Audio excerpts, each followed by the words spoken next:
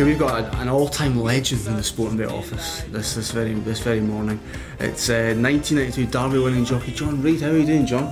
Very well, Chris. Yeah, excellent, well good stuff. We're here today to talk about his win in 1992, and just illustrate how magical a race the Derby is, isn't it, John? Of course, you won the Arc in 1988 with Tony Benn. You won Classics, you won King George's, but you hadn't won the Derby till quite late in your career. Was it playing in your mind? It's a special race, yeah.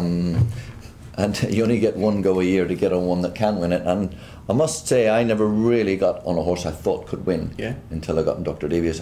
I rode lots. I mean, you're always hoping you can win, but it's one of them races. You do need a very special horse to win it. And I never really got on one that I thought this can win. I rode plenty. I thought maybe get placed with a huge amount of luck might win. But I got on him and I thought, yes, he can actually win. And although you feel under pressure in the Derby and different people react different ways, I actually felt that day very relaxed. Yeah, I was very confident and very relaxed. I think the times that you're not relaxed is when you go into a race and you think, this is favourite and I can't win. I actually thought, this isn't favourite but I can win. So it takes a lot of the pressure away. Let's wind it back into 1991, the year before, and he was a smart 2-year-old, if you remember. He won the Dewhurst and he won the Superlative Stakes as well, but then he went to America, didn't he? Didn't you? Tell us about that. He went to America because the owner bought him and won the Kentucky Derby, didn't she? Well, that's right. He was bought as a birthday present. Jenny Craig bought it for her husband for a birthday present, and so he was off the radar. He ran at Newmarket early on in the Fielding Stakes, and then he was sold, gone, and that was the end of him. Of course, it wasn't my ride anyway. I never rode him before, and I had a ride that year in the Derby. My ride was going to be Assessor. Unfortunately, I was a naughty boy and got suspended and didn't end up riding him in the trial. Wally Swinburne got on him for the trial, and lo and behold, the owner wanted him to ride it in the Derby instead of me. So I was without a ride at that stage. So it was one of them things that Dr. Davies didn't run well in the Kentucky Derby, and the owner was very disgruntled and rang Peter Chapelheim up, complaining about this Duff horse he'd sold him. And he said, well, if you send him back to me, I'll show you how Duff he is. So they said, oh, we can have him back then. And they sent him back. Wow, that's amazing. So he only arrived back literally 3-4 weeks before the Derby. Really? Wow. So Peter Chapelheim really did have a strong hand this year in this particular year's race, because he had the favourite as well, Rodrigo de Triano, didn't he? Who was ridden by Lester Piggott. Were you jealous of Lester riding that horse? Not at that stage, because I didn't think he could stay the Derby trip, and neither did Peter. Obviously, I forgot I got on him for the 2 guineas. It would have been a different story. But, in fact, Breakfast for the Stars, Lester rode Rodrigo, and I went round with him on Dr. Davies, and I think even Lester worked it out on the gallop. Not that we went that fast, but my horse was incredibly, well balanced down the hill and was in very good heart. And I think Peter rang me afterwards and said, Lester wants to swap with you. What sort of answer did you give? Well, and Peter said, there's no way he's swapping. Things are as they are and you're staying on it. So that was good. I bet, definitely. So take us through Derby Day then. The first, it was a Wednesday Derby, of course, one of the last Wednesday Derbies. Tell us about the morning, tell us about just the races before the big race. How were you feeling? Well, I mean, like I said, I was very confident. I remember I woke up that morning and I said to my wife, I think I'll win the Derby today. I'm very confident. And I said, all I need is to get the horse round and keep him out of trouble, and he'll do the rest for me, because he's a very easy, strong travelling horse. I mean, I'd done a bit of work on him at Manton, and he'd worked superb. There was no doubt in my mind he was good enough at that stage. And I mean, I just went there very confident. And I arrived at the Derby usual sort of time. I didn't go particularly early or anything. I always go in a back way, and I'm always sure to get there in good time. So I knew I'd be okay for that. So I got there, and I mean, I felt very relaxed about the whole thing, and went to the paddock. And Peter said, well, you know the horse, just, make sure you get a decent start on him, because you're drawn down low. Don't be getting too far back, but just get him relaxed and see how you go. Anyway, as it turned out, I had the race sort of planned in my head, or plan A anyway. Of course, when you race ride, you need more than one plan in your head. But plan A was to jump out and race up there for a little bit, and then when the race sorted itself out, hopefully be in 4th, 5th position or wherever was handy. And I didn't think he would have a problem because he had plenty of pace. Yeah. And so anyway, the stalls opened and he come out like a bullet out of a gate. And I mean, I must admit, after we'd gone a furlong, I'm then trying to say, come back a little bit, we're going a bit quick here.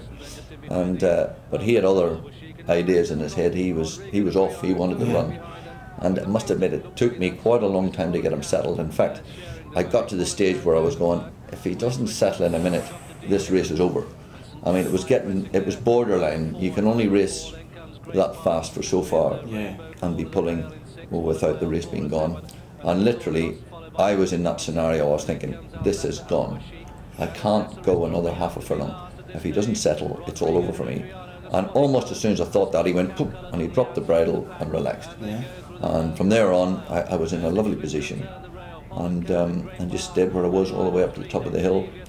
The pace come back a little bit, so then he was relaxed and he was settled, and from there on, I was very happy in the race. And we come down, walked away down from the 7 down to the bottom of the hill, and nothing really changed. I was still in a nice posse. Wasn't worried about getting out at that stage. I was quite happy. I was a couple off the fence, just where you'd want to be. And as we went down to Tottenham Corner, I was still travelling supremely well.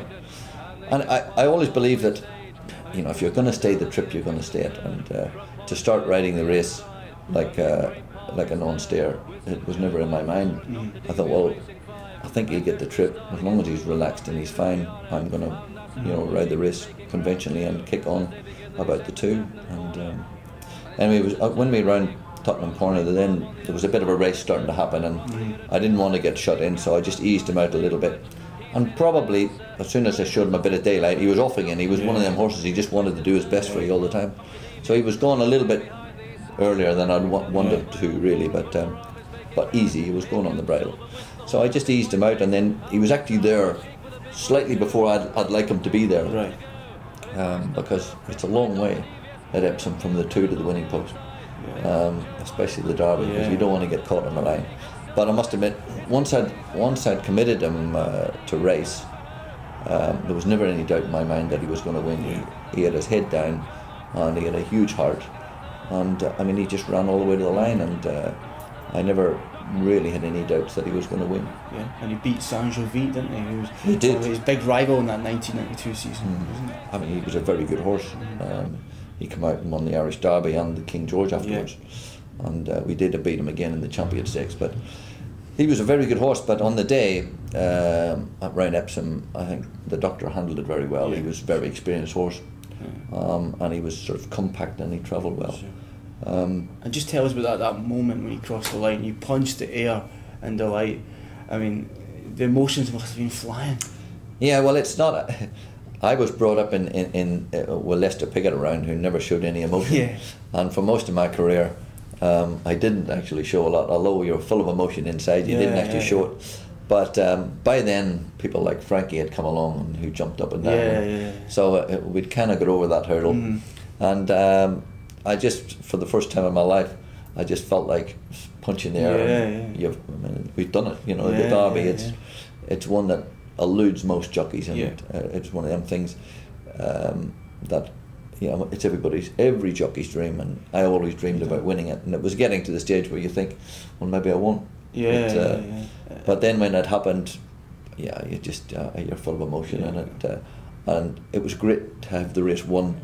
No steers and quarries, no short heads. You know, just a great run. And take us through the rest of the day.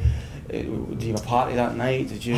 Yeah, I mean, obviously there's racing the next day, so you know, at them stages you can't party too hard. And I think the party was, we had a party, but it wasn't too long, and we partied a few weekends later. But you know, afterwards you come back in, and of course the place has gone mad, and you know, we went up to meet the Queen afterwards, and then there was the interviews and so forth and so on. I mean, just the whole day goes by in a blur after that, because just one question after another, and congratulations from so many people. No, just magic. And was that your favourite moment of your career? Without doubt. I mean, although I'd won the Arc before and the King George, I think it was it's everybody's dream, I think, to win a Derby, and it's such a difficult race to win. You need that well-balanced horse. You need to be the best that year to win it, and there are very few bad Derby winners, and it was a magic moment. Excellent. The best. Absolute magic moments indeed from the 1992 Derby from our sporting bet ambassador, John Reid.